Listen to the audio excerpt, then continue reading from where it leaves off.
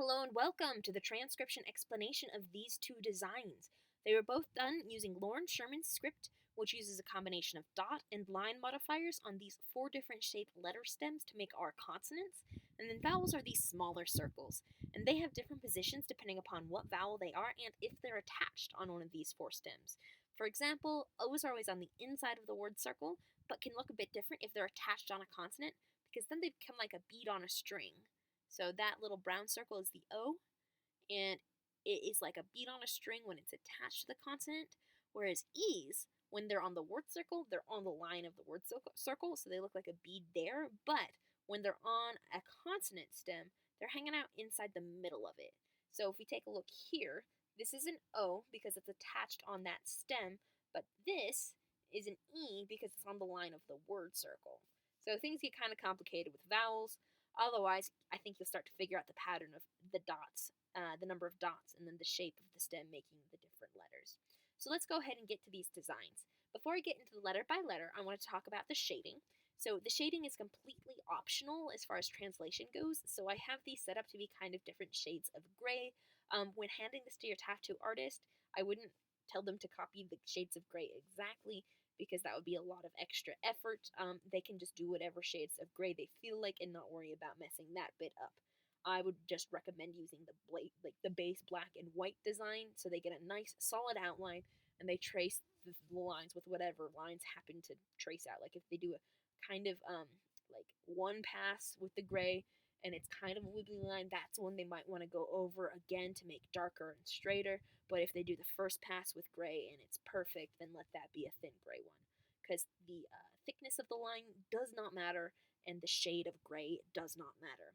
Actually, there's one spot where the thickness of the line does matter, and that's in the first word, which is this double letter here. So these two concentric circles mean it's a double letter because it's the same thickness of line. So as long as these two lines are the same thickness, anything else can go. Like you can do different thicknesses for everything that I've marked, and same thing for the size of the dots. Line thickness doesn't matter, nor does the shade of gray. This is just kind of a color reference and a line thickness reference for your tattoo artist. Okay, so with that being said, let's start reading these words. We're going to start with the single name first because it's easier, and it'll also help you see how the script works. So you read starting at the bottom and then going counterclockwise. So here we have that little line on our guide showing that, and this is our word circle here, this little one in here, and this gray dashed line on the outside and this extra line. Those are just sentence circles. They are extra bonus circles that are not needed to read the word, but if I were to make this a whole sentence, it would be where you put punctuation. But this is just a single word, so you don't need the sentence circles. I just think they look nice and help contain the design, make it look like a completed idea. So no, you don't need this dashed line and you don't need this line. What you do need is everything in here. So here is our word circle. This is the bottom of the word circle, and this is our first letter. It is a little circle, so it's a vowel, and it's outside the word circle, so it's an A. So there's an A. And then we have a shallow divot here. So we're in this row because it's this shaped letter stem. And there are 1, 2, 3 dots on it. So that makes it an R. So 3 dots, shallow divot, R. So R is here, and then we have the L here with, again, 1, 2, 3 dots. And even though this dot's all by itself on the outside of the circle, that's okay because this dot has to go somewhere, and this is the closest stem because dot modifiers, they count at the closest viable consonant stem. And they're always filled in. So this is always a vowel because it doesn't have the middle filled in, but these dots all have to be filled in. Otherwise, they look like vowels. So 3 dots is an R, 3 dots is an L. You'll notice they're both in the same column here, R and L, except an L is on a circle inside the word circle, and an R is a shallow divot. Anyway, and then this is the O, like a bead on a string attached to that L. So A-R-L-O, and that's our first name. So let's go ahead and get to this design. I'll speed up as we get through it and we kind of get the pattern down a little bit more.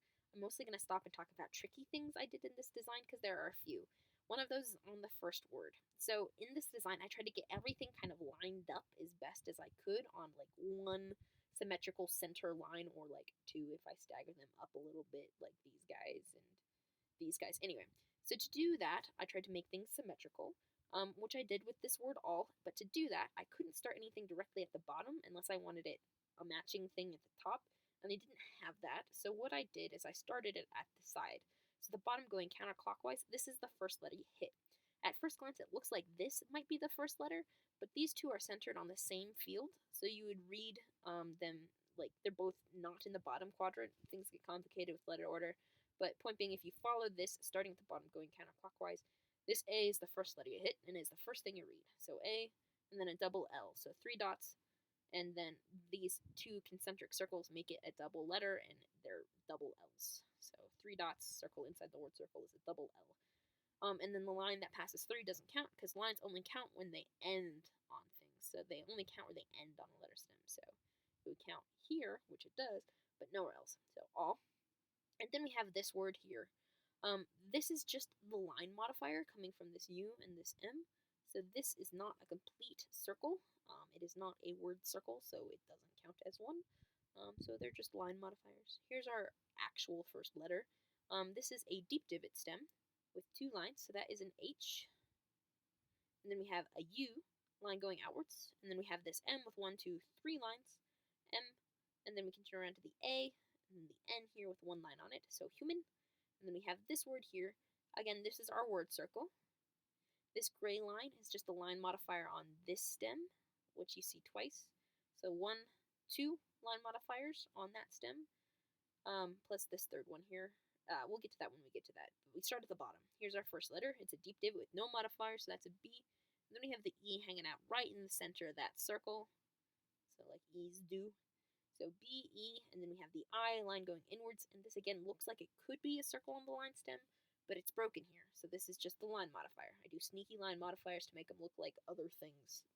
But that helps the flow of the design, in my opinion. Anyway, so this is a line modifier, and nothing to concern yourself with in this word. So this is just the I, B-E-I, and then we have this 1, 2, 3 line circle on the line of the word circle, makes it an NG, and then we have the shallow divot here with 1, 2, 3 lines on it, making it an S. So B-E-I-N-G-S, beings, human beings.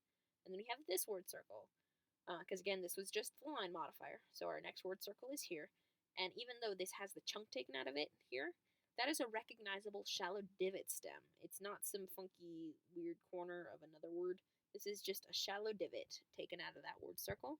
So we're in this row for that letter. But we start at the bottom, and this crosses the bottom. Even though it's not exactly at the 6 o'clock position, it still crosses that bottom, and it's centered in the lower half of the word. So we read this first, and it is an A, just like this A and that A. So A, and then we have the shallow divot with 3 dots, making it an R, and then an E, so R, and then we have another B just like that B, except it's got an O on it, just like that O, like a bead. So B-O, and then we have another R done just like that R with 3 dots on it, and then we have N with 1 line. And again, lines that pass through do not count, only lines that end on it count. So born, and then we have this word here, bottom of the word circles here. Nothing crosses that 6 o'clock position, so we continue around until we hit this F. It's a deep divot with 1, 2, 3 lines. These are just pure decorative lines here because it felt kind of empty in the space. Anyway, F, R, 3 dots, E, E, so free. And then we have the A, the N with 1 line, the D with 3 dots, so and. When I overlap the N and the D, that's fine, you can do that. You can overlap letters as long as you keep it clear that they are letters and not vowels. If you make the N particularly small, it starts to look like an O with a line on it, so it looks like some confusing vowel. Anyway, this is plenty big to look like an N. So A, N, D. Then we have an E, Q, U with 1 line. And it's important that Q, U's are kind of big, otherwise they look kind of like eyes. So E, Q, U, A, L. So equal. And then we have the I, N. So in. And then we have D. So this is kind of a tricky pattern of dots, and perhaps the most technically bit of this design, where I kind of cheesed the rules because I really wanted these dots in a nice little arc here. Anyway, there are 3 dots that go with this letter and 2 dots that go with this letter. So even though this dot in particular, is a little bit closer to this stem, these 3 are obviously a grouped pair, and these 2 are obviously a grouped pair. And yeah, this dot is a smidge closer to this one, but it makes such a nice little chain of dots. Even though these 3 go here and these 2 go here, this is a D with the 3 dots, and this is a Y with the 2 dots. If it bothers you that this dot is a smidge closer to this one, even though it counts for this letter. I wouldn't worry about it because these are obviously a group of 3 dots and these are a group of 2 dots, even though they're all 5 around this letter, but you can't have 5 dots on the same letter, so these 3 go here and these 2 go here. That's my justification for these dots and that one being a smidge closer here. To me, in my brain, makes more sense to see these 3 dots as a group with this and these 2 dots as a group with that. And your dots count as long as you can tell they're obviously grouped with a letter. Anyway, so this is D-I-G with one line on it, N-I-T-Y. So dignity, and then another and, done pretty much the same as this and, except the line on this N is going inwards.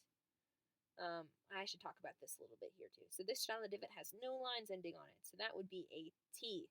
It's important that this line does not end on it. If it ends on it, it becomes a V. It needs to not end on it. It ends on that space there. Anyway, so dignity, and A-N-D, 1, 2, 3 dots on the R-I. G-H has 1 dot on the circle on the line of the word circle. And then a T, shallow divot, no modifiers. And then the S is done very similarly to this S, with 1, 2, 3 lines, just like these 1, 2, 3 lines. So, yeah. All human beings are born free and equal in dignity and rights. So, yeah, that's that design. I hope you like it, and I hope my explanation makes a bit of sense, because I want you to go confidently knowing how this says what it says. I would never get a tattoo without knowing how it says what it says. And again, the bit is this dot, which is this much closer to this, but they're obviously a group of 3. If you can tell that this is a group of 3 dots and that's a group of 2 dots, then it's good, because this D needs 3 dots and this Y needs 2 dots. If you can see that, you can see the letters, and it works. Yay. Enough justification. I think, anyway. I'm super, like, I try to make sure everything is unambiguously clear and can only be read in one way. So that's why I'm going super hard about this dot, which, I mean, it totally looks like 3 dots here and then 2 dots there, not 3 dots here and 2 dots here. That doesn't make any sense. It's got to be 3 dots here and 2 dots here. Yeah, if reading this, I'd read this as dignity, not C-H-I.